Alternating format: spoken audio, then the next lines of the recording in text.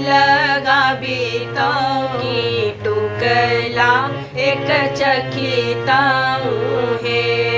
राजा है अहूँ राजा बगिया लगा बीतों की टुकला एक चखिताऊँ है।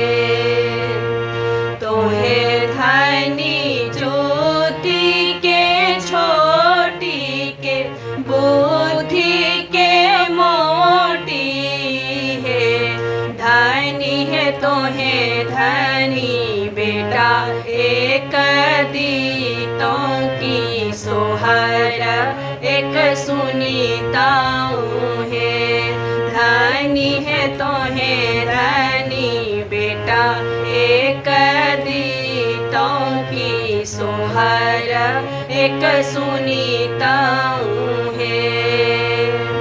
घर पछुवरवा में सोना भैया तोहे मोरा हित बसु है।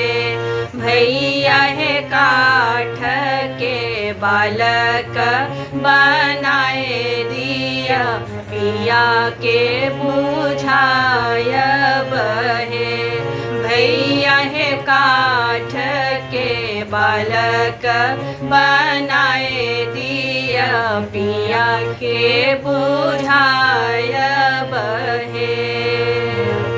काठ के बालक कठपुतरी की मुख से नहीं बोलही है।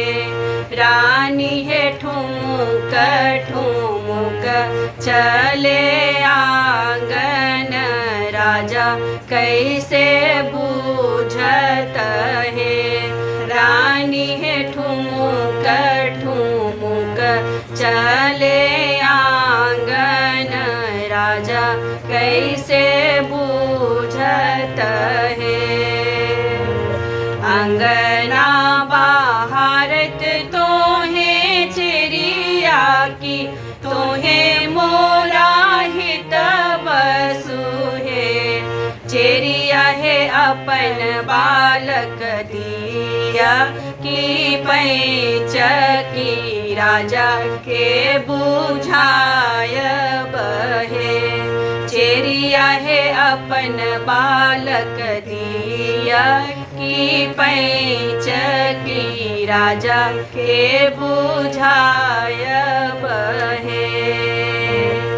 मारी दिया काटी दिया रानी की घर से निकाली दिया है।